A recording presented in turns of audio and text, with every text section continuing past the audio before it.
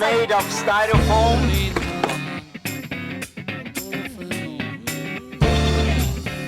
Welcome to Latinize. I'm Vanessa Ennes, and today we bring you part 2 to our Brazil series in the lovely town of Recife, Brazil. Nothing goes better with a Brazilian meal than a typical Brazilian hat. Welcome to Recife. Bienvenido a Recife. And we also visit its sister city of Olinda. Both originally colonial towns, they pack a lot of punch with both old and new elements. Behind me you see one of the most historical towers here in Recife called the Crystal Tower, and that's one of the many things we're going to be bringing to you. So sit back and sit tight, you're about to get Latinized. So what do you do? Do you do music like this? No, not for music. Oh, not for music. Oh, okay. That's for offerings.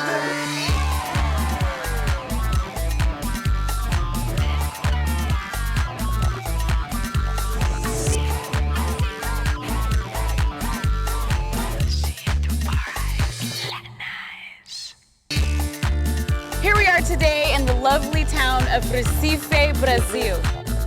Now in part 2 of Latinized Brazil, I continue my journey of exploring my Portuguese roots and Brazil's complex and amazing culture in Recife. Just as in Porto de Galinhas, Baruch continued on with me as my guide. So tell me, Baruch, what do we have behind us here in the lovely town of Recife? So we have the so-called Parque das Esculturas, that we have the chief monument that symbolizes the friendship, the welcoming of foreign people to this area. Originally, the natives would give them pineapples as a token of hospitality and friendship.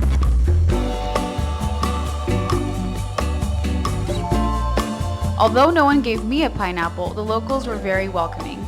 This friendliness came naturally from a deeply rooted sense of hospitality, but yet was tempered with an awareness of the past, as if they were constantly reminded of something that was not to be forgotten. Baruch explains that the monument has 2 sets of gargoyles or crosses. That's a criticism of the artists, on the massacres, the slaughters perpetrated by the Spanish and the Portuguese, all in the name of converting people into Christianism, Roman Catholic we mean.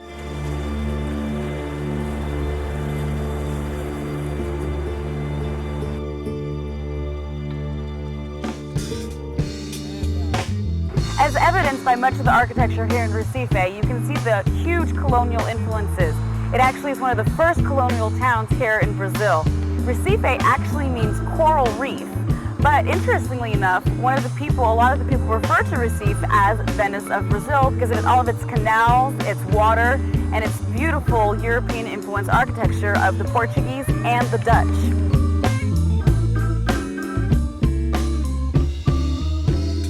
So kind of an unknown fact here about Recife is the Jewish influences.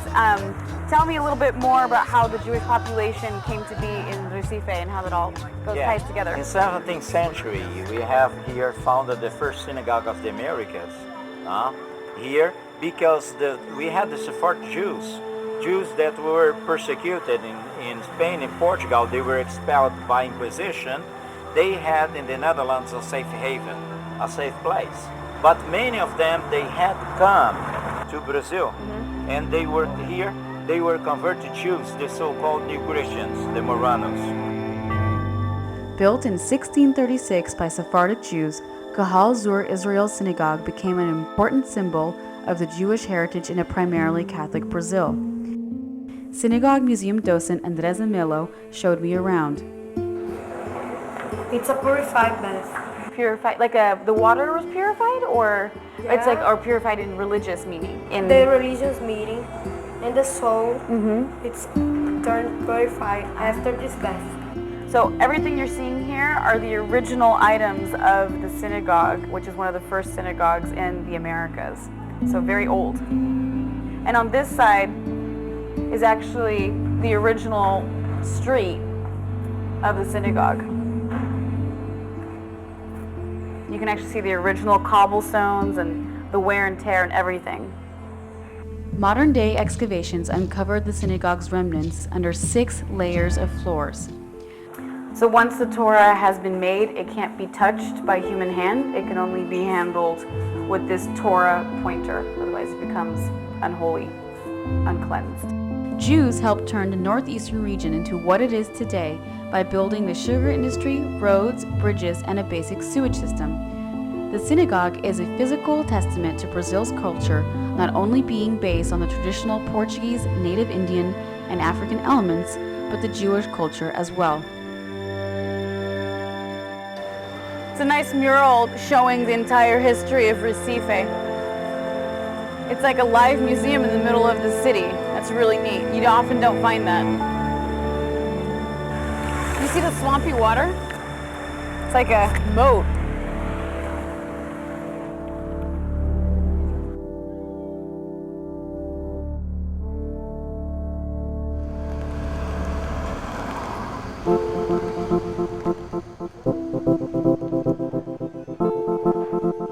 After a healthy dose of religious culture, I head to local restaurant Parashasha for a dose of another kind, homemade sausages and goat stew. So tell me, Baruch, where are we today? We are at Parashasha. That's a typical restaurant savoring the so-called Northeastern fare. So we have assorted plates that they are the most representative for Northeastern Brazil. Okay. Specifically the Pernambuco area? Yeah, Pernambuco and Northeast. Okay. All right, so we're about to have this fantastic meal here. I got a nice selection of Brazilian typical foods. Right here, this is a stew of baby goat. This is typical black beans of Brazilian food, a banana salad, some steamed yuca, rice, goat cheese, fried goat cheese, homemade sausages, chicken and pork, right, Baruch? Yeah. They look amazing. A little empanada. And then this one, this is kind of the mystery dish of the day. Baruch, what was this again? It's gherkin stew. Gherkin stew. This is completely new. In coconut sauce. In coconut sauce. Here I go.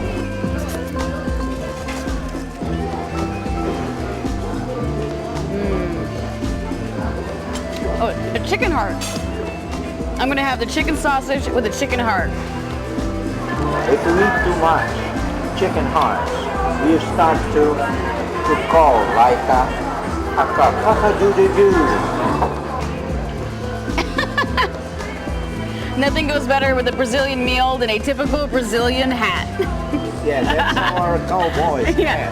In northeastern Brazil, vegetation is spiny, and so they wear these leather hats as a protection when they do the chase of stray cattle in that kind of terrain and vegetation.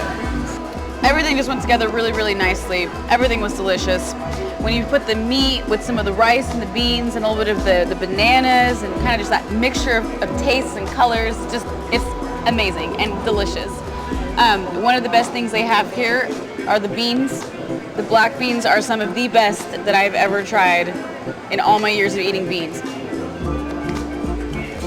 They have nice big pieces of chorizo and sausage in there, and then that with like the homemade ones, delicious.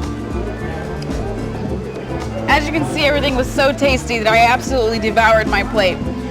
It literally looks like a pack of Besenjis have attacked and ravaged this because there's barely anything left. So kudos to the restaurant. I just compared myself to a hyena and Besenjis.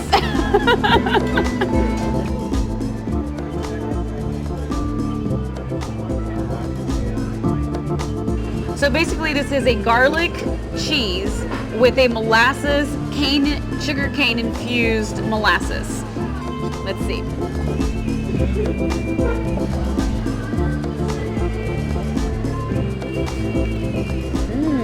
And the cheese is a little bit warm too. So it kind of melts into the molasses. Muito bom. Delicioso. Obrigado. Coming up after break, I continue my exploration around Recife. See who needs antibiotics when you have fresh bark.